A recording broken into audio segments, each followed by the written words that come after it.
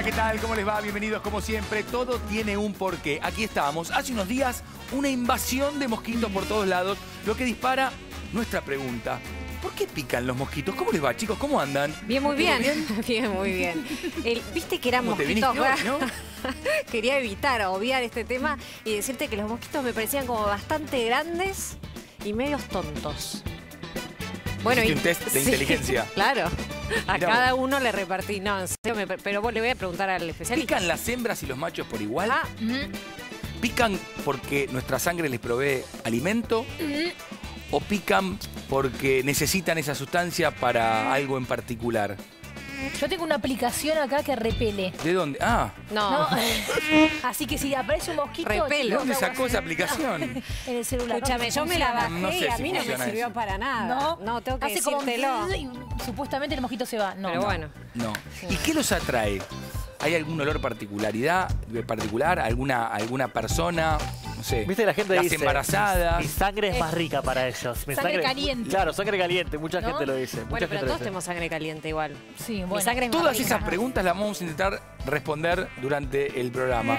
Cristian, no dijiste nada prácticamente. ¿Cómo No, estás? ¿Bien? Bien. Pican los mosquitos con mucho bastante disimulo. Unos pican en la cara, y otros pican en los brazos, en las piernas, por todas partes del cuerpo. La verdad que es un problema. Te voy a enseñar en un ratito nada más cómo hacer para repelerlos de tu casa, para taparlos. Una trampa casera que puedes hacer en tu casa de manera muy fácil para repelerlos, para tenerlos Para dentro. atrapar mosquitos. Sí. Bueno, lo vamos a ver en un rato nada más. Pero, ¿quién viene hoy? A ver, Connie. El doctor Juan García. Juan es doctor en Ciencias Naturales por la Universidad Nacional de La Plata, investigador de la Comisión de Investigaciones Científicas de la Provincia de Buenos Aires, postdoctorado en la Universidad de Cornell, Estados Unidos. Su campo de investigación es el control biológico de insectos, vectores y patología de insectos. Juan, bienvenido. Muchas gracias por estar aquí con nosotros. Gracias por la invitación. Bueno, ¿cómo están los mosquitos? Por Dios, es una cosa de locos. Igual, la primera distinción que quiero hacer tiene que ver con el tipo de mosquito que en el último tiempo apareció con mucha más fuerza, que no es el Aedes aegypti, este que transmite las enfermedades, ¿verdad? Es otro tipo de mosquito. No, es cercano, el mismo género, Aedes también, pero este es Aedes albifasciatus. Bien. Y este se llama, vendría a ser como la versión rural de Aedes aegypti, porque este nace en los campos deprimidos que se inundan luego de las fuertes lluvias que estamos teniendo. Luego nacen todos juntos, es decir, de los huevos que están puestos en el barro, cuando se inundan, nacen las larvas. Las temperaturas es lo que hace que los tengamos en 7 días o en 15 días, los adultos. Una vez que nacen los adultos, son millones y tienen que salir a alimentarse. Y bueno, en el campo no hay mucho alimento para ellos, pero acá tenemos 3 millones de porteños, 700.000 platenses, muchos en Quilmes, de por todos lados. Y si están haciendo un fetil, muchachos. Bueno, ¿pican las hembras y los machos? ¿Pican solo las hembras? No, los machos se alimentan de jugos vegetales. Sí. Y la función principal, la única función prácticamente es la reproducción. Sí. Las hembras... No sirven para nada los machos, te das cuenta, ¿no? El otro día lo hablábamos también con respecto a otros, bueno, las abejas, por ejemplo, ¿no? Los zánganos. Las hembras son las que necesitan sangre. ¿Por qué? Para desarrollar los huevos, para que los embriones dentro de los huevos sean viables. Entonces nosotros tenemos proteínas en nuestra sangre que ellos la convierten en alimento útil. ¿Cuántos tipos de mosquitos tenemos aproximadamente? En la Argentina, la última registro son 242 especies en la Argentina. De los cuales los problemas serios son 5. Esos son los problemas serios que tenemos. Aedes aegypti, este mosquito porque nos molesta, los 2 vectores de malaria que tenemos en el noroeste y en el noreste, y Culex pipiens, que es el de las zanjas o piletas que a la noche zumban las habitaciones, que produce molestias y también puede transmitir enfermedades. Bien, sí, después nos vamos a meter de lleno en las enfermedades que transmiten algunos de estos mosquitos, pero recién hablábamos de la selección al picar. ¿Pican indistintamente? ¿Buscan en particular algo, algún olor, alguna sustancia?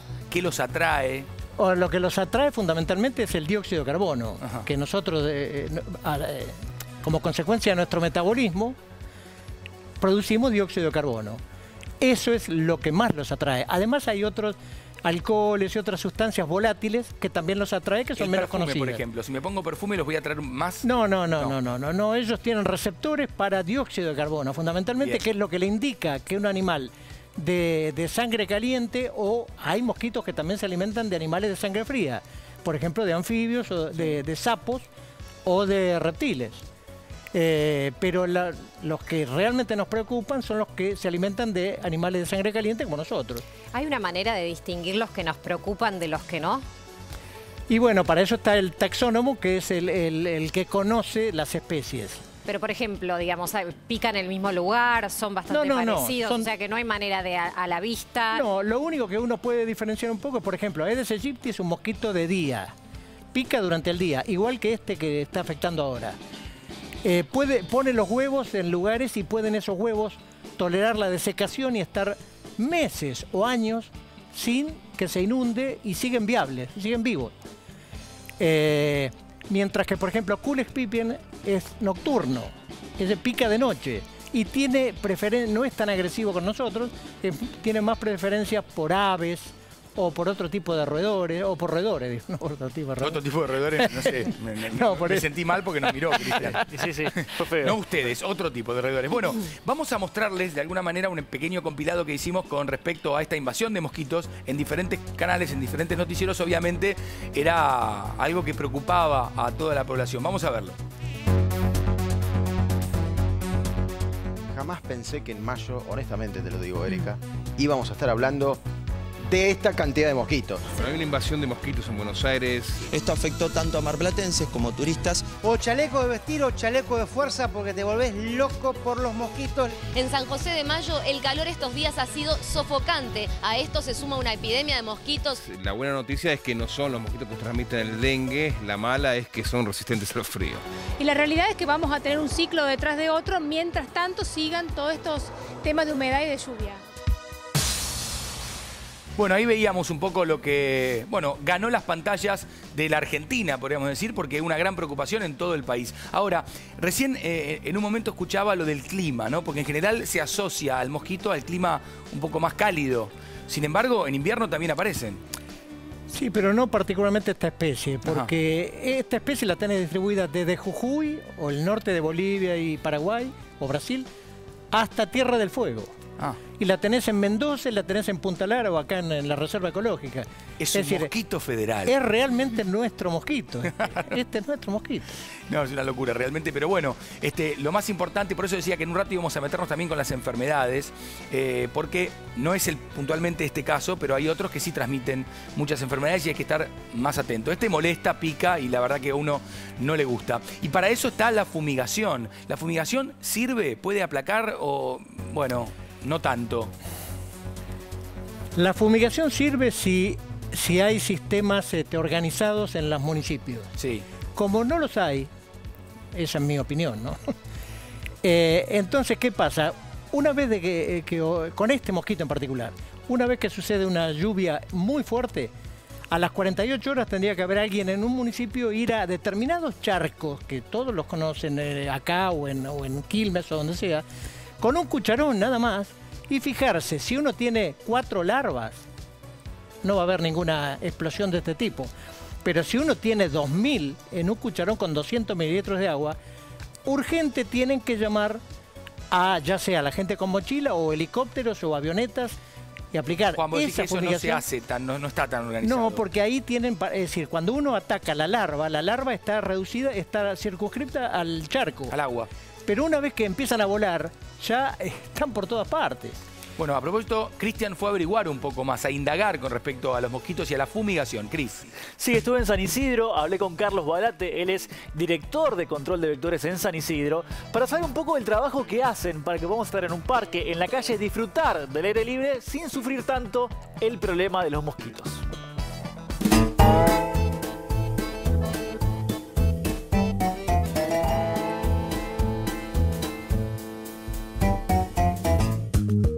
Estoy con Carlos Balate, director de control de vectores de San Isidro. ¿Cómo estás? Bien, mucho gusto. ¿Todo bien? Bien. ¿Por qué se fumiga? Estamos fumigando, que continuamos con el plan de todo el año de la fumigación para la prevención del dengue.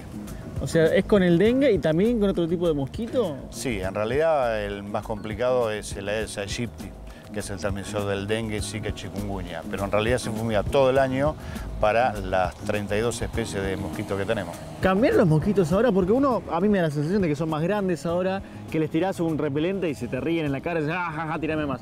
No pasa nada, como que no los mata. Sí, en realidad... ¿Se volvieron más bravos? Que nos vino una oleada por el tema de la inundación y el cambio de viento que hubo del lado de La Pampa. Sí. Entonces esta última semana tuvimos esa, no fue sensación, sino fue que tuvimos mayor cantidad de mosquitos, una variedad de la Aedes. Que es un mosquito que viene, que tuvimos ahora, del campo. Claro, principalmente lo que le dicen comúnmente el mosquito charquero, sé que es un zancudo. No es, principalmente, no es transmisor de nada. No es transmisor de nada, eso es lo más importante. Y la gente se queja a veces, porque de repente, no sé, me imagino alguien está tirado en el pasto y usted viene con su camioneta para fumigar. ¿Alguien se les queja, por ejemplo, dice, no tires esto, no me tires veneno? Bueno, lo que pasa es que la fumigación, en realidad la fumigación espacial se hace en los horarios nocturnos o bien de madrugada, ¿sí? Que es justamente para que, primero, que el producto funcione y segundo, para no molestar al vecino y tercero, que es en el horario donde el mosquito está en vuelo, donde el mosquito está más latente. Entonces por eso nosotros trabajamos a partir de las 10, 11 de la noche hasta las 4 o 5 de la mañana, que es cuando el mosquito ya despega hacia lo que es el humano. ¿Y este veneno que ustedes tiran le hace algo al humano? No, justamente son productos que son inocuos hacia el humano, ¿sí? Y principalmente por el tema de el olor más que nada que deja. El olor es un rato y nada más. Lo que sí que para el insecto es fulminante. Soy la persona que está encargada del tema mosquitos en San Isidro. Si una persona, no sé, me imagino un familiar, catándolo te dice, che, Carlos, tuve un mosquito en casa, mira qué me pasó, mira lo que hiciste. ¿Te tiran la culpa a veces? Sí, porque se piensan que es mágica la fumigación. No, principalmente es mágico la prevención. ¿Qué tengo que hacer? El descacharrizado dentro del domicilio, ¿sí? Y normalmente, cuando salís, sabes que te tenés que poner un repelente. Un repelente, claro. Y nosotros, bueno, tratamos de, con la fumigación, en realidad se bajan un 30 o un 40%. Justamente tenías uno. Fallaste. Fallaste. Ese no fue. Ese no fue. Estas camionetas tan lindas, sí. ¿Qué hacen?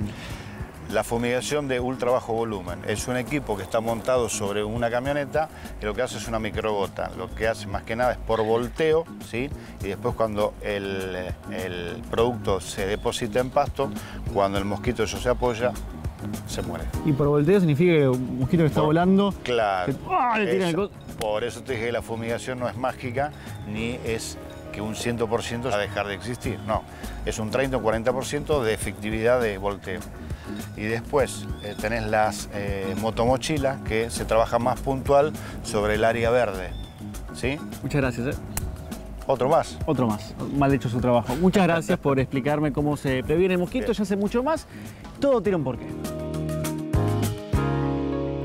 Es tan irrespetuoso, Cristian. Me ha hecho su trabajo 2 veces, le dijo. Y sí. Yo creo que cuando tenías el mosquito acá te tendría que haber pegado un bife. No, te maté el mosquito, querido, estoy haciendo mi trabajo. ¿Qué sé yo? Terrible. Si hay mosquitos, se tengo que decir. Es el responsable de que no haya. No tiene que saberlo. Magia, tiene que saberlo. No es mágico. Pero yo lo veía a Juan, atento también a este informe que estábamos haciendo, a esta nota que hacía Cristian. Y por un lado, hablábamos que es muy importante atacarlo cuando están en el agua, las larvas. Acá ya se está trabajando sobre el mosquito, que está volando y que está en el aire. Claro, bueno, esa es la otra. Si uno no hizo la primera, la segunda que queda es en lugares puntuales, llámese algún parque donde la gente va para recreación, lugares como acá en Palermo para correr, esos lugares donde va mucha gente o va a tomar mate, bueno, ahí sí aplicar. Pero lo más efectivo es ir contra la larva, ¿no? Sí, eso es lo recomendado en mosquitos, sí. Salvo en el caso de dengue o de Aedes aegypti, donde se detecta, por ejemplo, un caso de dengue en determinada vivienda, en microcentro de la capital, y hay que fumigar 9 manzanas alrededor. Claro. Ahí hay que fumigar dentro de la casa y en el patio. Bien. A propósito del dengue, zika, chikungunya, diferentes enfermedades que son transmitidas por el mosquito o uno de los mosquitos de los tantos que hay, vamos a hablar con un invitado muy importante. ¿De quién se trata, Connie? El doctor Roberto De Vaga. Roberto es médico infectólogo, vicepresidente de la Sociedad Argentina de Infectología Pediátrica, responsable para el CONOSUR de la Sociedad Latinoamericana de Infectología Pediátrica. Bienvenido, Doc. ¿Cómo le va? ¿Cómo estamos? Muy bien, muchas gracias por la invitación. Gracias, no, por favor, gracias. Recién hablábamos de los mosquitos en general, pero particularmente nos atañe ahora el tema de las enfermedades y cómo transmiten las enfermedades. Recién hablábamos de dengue, zika, por ejemplo, que sé que, digamos, estuve leyendo un poco, informándome, desde hace muchos años, desde el 1915, 16, había dengue, pero después como que desapareció y en los últimos años hay un rebrote, por lo menos en la Argentina. Exactamente. Digo. En la década del 70 hubo una de las grandes epidemias en toda Latinoamérica. Y ahí, bueno, hubo algunas variables que controlaron. Aparecieron los insecticidas, claro, que no había descubrimiento de insecticidas. Y había una cuestión que se llamaba los militares que actuaban para la sanidad. Sí. Eso fue en la década del 70 y luego se controló. Pero sin ninguna duda, hace más de una década ha habido un rebrote y en toda Latinoamérica, y nosotros no estamos exentos, de tener este mosquito, no el que está circulando ahora, claro, en estos días, sino el Aedes, que transmite fundamentalmente 4 enfermedades y las 4 enfermedades con características diferentes, con impacto sanitario muy fuerte. Ese sí, el Aedes aegypti, el que estamos hablando ahora, está en el verano.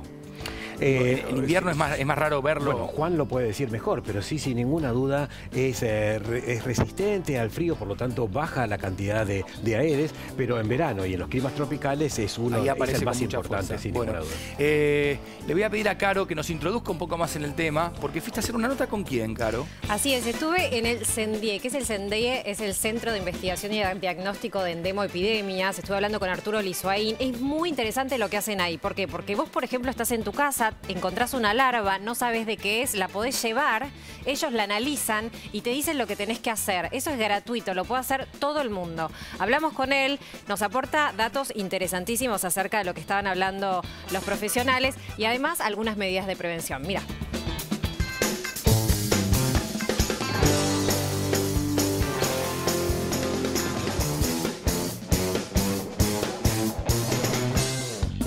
Vinimos al Centro Nacional de Endemoepidemia a hablar con Arturo Lizoaín. Él es biólogo y nos va a contar mucho más de los mosquitos. Estamos con Arturo Lizoaín, él es licenciado en biología y quiero saber cuántas especies de mosquitos existen.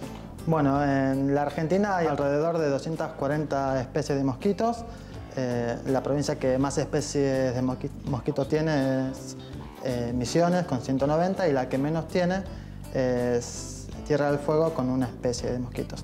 Y de todas estas especies, ¿cuáles pican y cuáles no? La mayoría, casi todas las especies de mosquitos pican a distintos mamíferos, aves e incluso las personas, como todos sabemos. Lo hace la hembra para obtener proteínas de nuestra sangre y así poder formar los huevos que van a depositar en distintos lugares que puedan llegar a tener agua.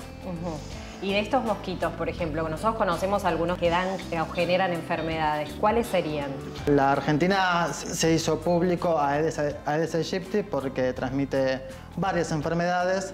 La principal es el dengue, también se transmite el zika, el chikungunya y la fiebre amarilla urbana. Las primeras 3 son las que están circulando o circularon durante el último tiempo en la Argentina.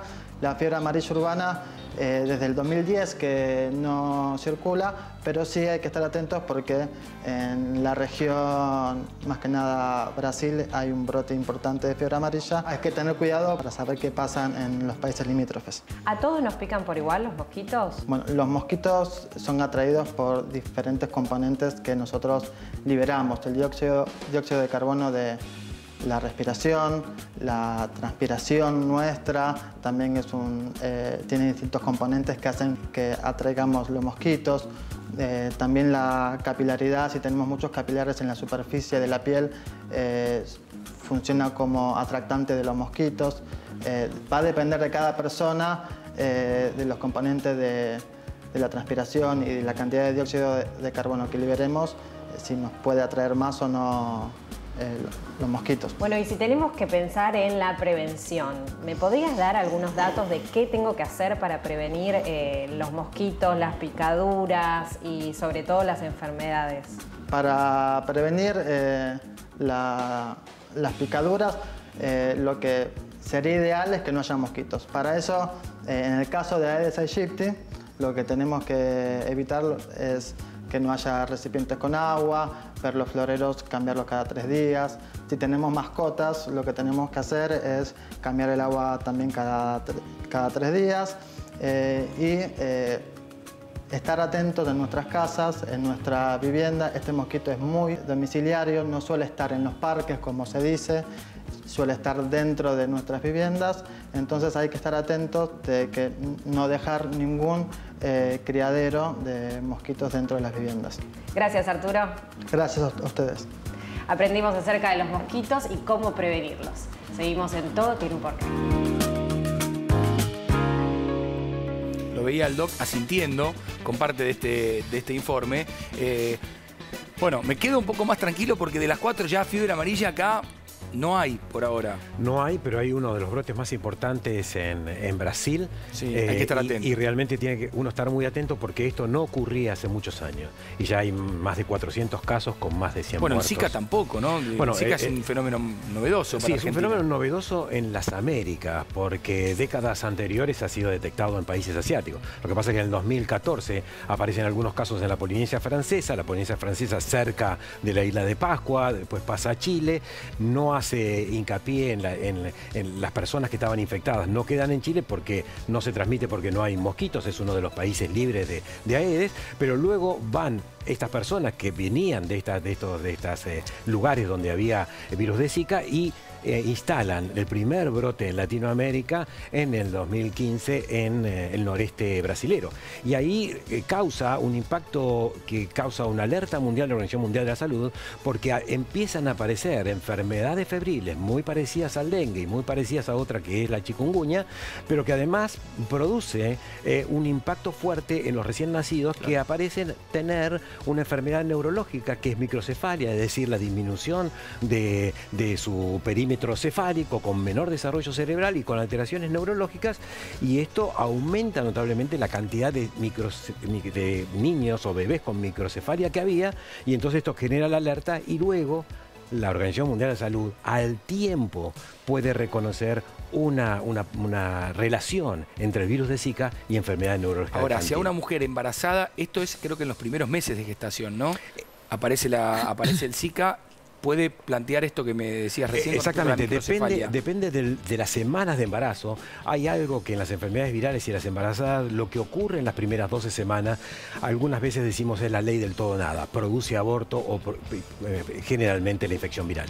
Pero luego de las 12 semanas, dependiendo en la semana embrionaria del desarrollo del feto, es que va produciendo la alteración. Si ocurre en el segundo trimestre, impacta fuertemente en el desarrollo neurológico, la microcefalia, y si afecta en el último trimestre de embarazo, posiblemente de afectaciones oculares y retinopatía, ceguera, etcétera. Depende del momento, pero sin ninguna duda la mujer embarazada es un problema, pero es más problema aún porque 8 de cada 10 mujeres embarazadas no van a saber que tienen la infección cuando tienen la infección, porque la mayoría son asintomáticas. Entonces, una mujer embarazada que vive en una población donde hay alta frecuencia de circulación de Zika, posiblemente no tenga todas productos de embarazos que estén enfermos, pero sí ahí va a haber un fuerte aumento en la cantidad. ¿Hubo muchos casos de Zika en nuestro país? Bueno, los primeros relatos fueron en Tucumán, que hubo un brote epidémico de unas decenas de casos y que luego aparecieron algunos bebés con microcefalia. Esto pasó hace aproximadamente 1 año y medio. Y ahora tenemos 3 provincias en la Argentina donde está circulando el virus, Formosa, Chaco y Salta, donde está circulando el virus, pero hay una fuerte vigilancia tanto del vector como de las embarazadas y el control de las embarazadas para poder luego darle una respuesta, porque hay que dar una respuesta sanitaria a la región donde el producto de esa concepción es un bebé que va a tener una enfermedad neurológica. En Brasil han creado jardines de infancia específicos, con capacitaciones para poder asistir a estos bebés que tienen una deficiencia neurológica. A diferencia del dengue, decíamos, el dengue tiene síntomas muy claros, ¿no? Uno tiene un gran malestar, fiebre, fiebre. El Zika es como que... Sí, hoy en día estas 3 enfermedades, dengue, Zika y chikungunya, todas tienen fiebre, sí. Todas tienen cefalea, todo eso es un síndrome gripal.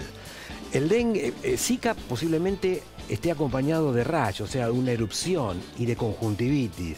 El dengue, la erupción aparece a los 2 o 3 días y chikungunya produce fuertes dolores articulares. Yo estuve a los 2 o 3 meses de comenzada la epidemia de chikungunya en República Dominicana y uno veía las personas mayores caminando con dificultad por la calle porque imposibilita la deambulación de los dolores articulares. O sea, son enfermedades que producen un síndrome gripal, algunas tienen características diferentes, va a depender de la vigilancia que se hace de los mosquitos para saber si en este lugar hay Aedes aegypti, por lo tanto ahí existe probabilidad de tener circulación del virus, pero si no hay probabilidades de Aedes, como puede pasar en el sur de la Argentina, posiblemente los síndromes febriles no estén relacionados con dengue, chikungunya o Zika, pero sí en Chaco, en Formosa o en Salta o en cualquier otra provincia, porque hoy, si decimos la cantidad de Aedes aegypti en todas las provincias, llega desde el norte, llega hasta más allá de Santa Rosa, lo puede decir Juan. Doctor, le tengo que hacer una pregunta con respecto a la transmisión, porque usted decía se puede transmitir de una madre a un hijo, pero ¿se puede transmitir entre nosotros o te tiene que picar el Tiene que existir el vector, tiene que existir en el caso del Zika, mosquito. ¿no? ¿También no hay una transmisión sexual? Sí, hay una transmisión sexual de las 3 enfermedades, o de las 4, incluyendo la fiebre amarilla, es la única que tiene transmisión a través de los fluidos corporales, es decir, saliva, sangre y semen. Y semen es la transmisión sexual. Es tan así que si, por ejemplo, una pareja hoy viaja de placer, de turismo, viaja a un sector donde hay alta circulación de virus de Zika, se le recomienda no concebir. Pero no concebir no solo en el momento de que está en esa región, sino cuando viene a la Argentina, no habiendo Zika en Buenos Aires, esa persona, ese varón, tiene que usar preservativos y tener cuidados de concepción durante 6 meses, porque el 80% de las personas no sabe que tienen Zika y va a transmitir el virus a través de semen, razón por la cual son fuertes las recomendaciones que hay que hacer para evitar, no solo el mosquito, sino en el caso de Zika, evitar el contacto sexual. Es así que ustedes ven hoy por hoy en la Argentina que se dice, si está embarazada, protéjase, y uno protéjase no solo de los mosquitos, sino de relaciones sexuales que no estén protegidas. Por lo tanto, la mujer embarazada debería tener sus relaciones sexuales protegidas con su pareja, inclusive durante el embarazo.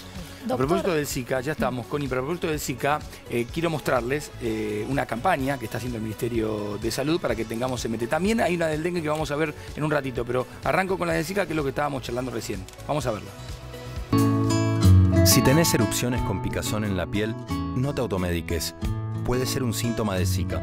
Acércate al centro de salud más cercano y consulta a un médico. Contra los mosquitos, todos tenemos que hacer algo. Informate en salud.gov.ar o llamando al 0800-222-1002.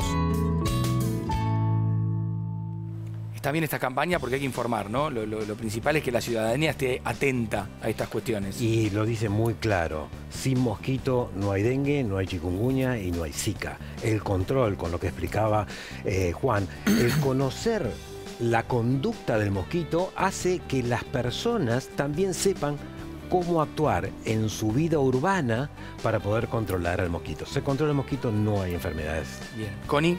Sí, estaba pensando, ¿me pica el mosquito del dengue? ¿Sí o sí me agarro dengue o depende también, no sé, de mi sistema inmunológico o de otros factores? Sin ninguna duda, si un mosquito Aedes aegypti o de la otra variedad pica a una persona, se alimenta la hembra de una persona que está infectada, que tiene el virus en sangre, esa sangre tiene virus y cuando va a picar a otro individuo, lo va a transmitir el dengue. Ahora, el dengue va a depender del sistema inmunitario y de la cantidad de virus que me va a inyectar el mosquito para saber si, y el tipo también, porque hay 4 serotipos de virus de dengue, 1, 2, 3 y 4, y va a depender de eso si la persona no se da cuenta que tiene dengue, o que tiene solamente un poco de fiebre y nada más, o que tiene las otras formas que son más graves y son postrantes y con probabilidad de tener complicaciones. Hoy, por suerte, existen guías de la Organización Mundial de la Salud y guías de la Organización Panamericana de Salud para que los médicos y los trabajadores de salud sepan cómo atender, diagnosticar y atender bien los pacientes. Y si se diagnostica bien y se atienden bien, menos del 1% de mortalidad. Uno puede tener dengue y pasado el tiempo, pasado un año, volver a tener dengue, pero de otro serotipo, no el mismo. Muy bien, Germán. Hay 4 serotipos. Si yo tengo de un tipo 1, voy a estar protegido durante toda la vida porque voy a generar anticuerpos y protección. Ahora, a los 15 meses, 12 o 15 meses, puedo infectarme por el 2, por el 3 o por el 4.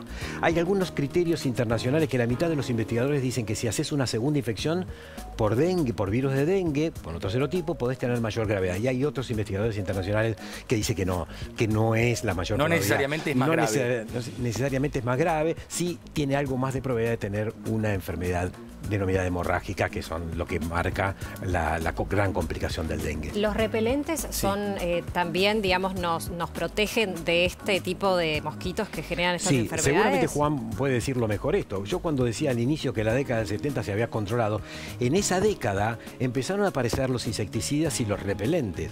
Después de eso no ha habido tantas investigaciones en los últimos años, y estamos utilizando el DET o algunos otros de esa época. Por lo tanto, Juan puede decir mejor si hay resistencia o adaptación de esos mosquitos, que esto ocurre porque en México el 70% de los Aedes son resistentes a los repelentes comunes o insecticidas comunes. Hablaba el doc de DDT y tengo un quién fue.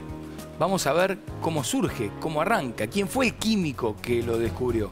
Lo compartimos. Paul Hermann Müller fue un químico suizo nacido en 1899. Fue reconocido por haber descubierto el DDT como insecticida para combatir la malaria, la fiebre amarilla y otras infecciones causadas por insectos. DDT es la abreviatura del compuesto diclorodifeniltricloroetano.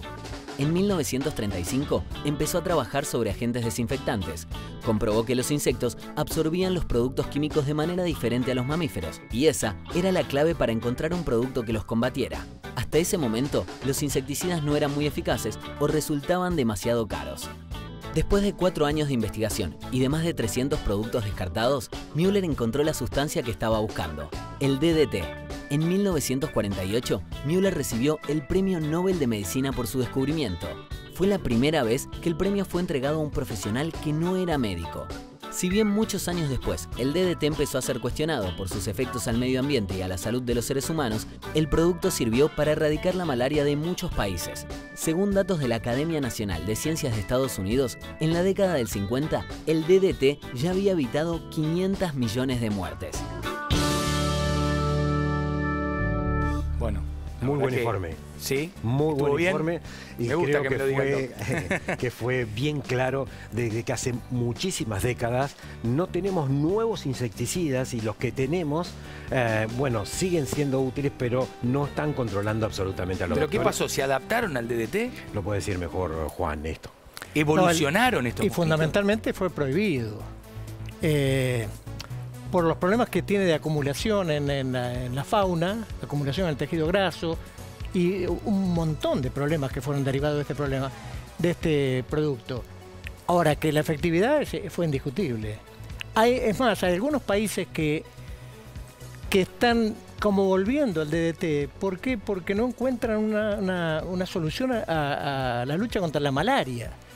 Por ejemplo, Ecuador se está replanteando si lo usamos mejor, pero usamos ese producto que sabemos que funciona bien, quizá podamos lograr disminuir los casos de malaria. Lo mismo en África también.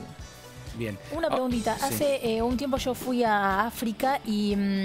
Y no solo repelente usar. Claro, tomaba medicación además del repelente. ¿Por qué es esto? Bueno, porque la malaria es una enfermedad parasitaria que si uno toma un antimalárico como prevención, por más que te piquen y te transmitan el parásito, se controla con la circulación del producto que estás tomando en sangre y por lo tanto hay una prevención. No solo la prevención de lo que significa la picadura del mosquito, con insecticidas, repelentes, sino que también estás controlando con medicación. Eso ocurre solo en malaria. En las otras enfermedades virales no hay antivirales, no hay medicamentos que puedan controlar esto. Bien, vamos a seguir hablando, es muy interesante por cierto, pero vamos a ir a una pausa breve y nos vamos con una pregunta, a ver si la saben, es esta. La pregunta entonces, para jugar con ustedes de alguna manera, ¿quién protagonizó la película La Costa Mosquito? ¿Fue Tom Hanks? ¿Fue Harrison Ford? ¿O Robert De Niro?